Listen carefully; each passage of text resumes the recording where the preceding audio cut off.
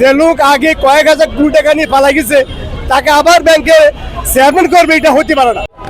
এছাড়া গ্রুপের যে লোকটা আছে খুরশিদ আলম, তাকে পদত্যাগ করতেই হবে, কারণ সে ইসলামী ব্যাংকের কয়েক হাজার কোটি টাকা এর আগে নিয়ে গেছে। যে দুর্নীতিগ্রস্ত লোক, তাকে আবার স্বৈরাচারের কায়দায় তাকে নিয়োগ দেওয়া হয়েছে। কাজে আমরা চাই না তাকে এখানে ইসলামী ব্যাংকের মধ্যে একটা বৃহত্তর একটা ব্যাংকে তাকে প্রদান করা হোক। দাবি একটাই, তাকে পদত্যাগ করতেই হবে। কারণ এসালাম গ্রুপে বিগত আওয়ামী লীগ সরকারের আমলে তারা এটা নিয়ন্ত্রণ নিয়ে কয়েক হাজার কোটি টাকা সলামে বিনামে নিয়ে ইসলামী ব্যাংকে একবার পঙ্গু করে দিয়েছে। কাজে নতুন করে যেহেতু সে শেখ হাসিনার পতনে পরপরে পালা গেছে, আমরা চাই না সে আবার এখানে পুনর্বার হয়ে নতুন করে আবার ইসলামী ব্যাংকের সে কর্ণধার হোক, আমরা চাই না।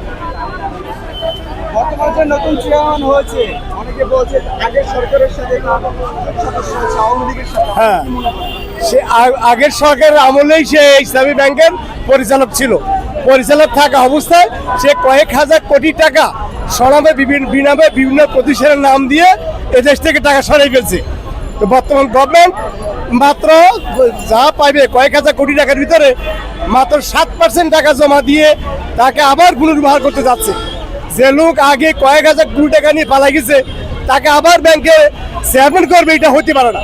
দাবি না মানলে আপনারা পরবর্তীতে দাবি না মানলে আমাদের গ্রাহক ফোরাম যে সমিতি আছে, ওনারা যে সিদ্ধান্ত দেবে আমরা সামনে আগে যাব।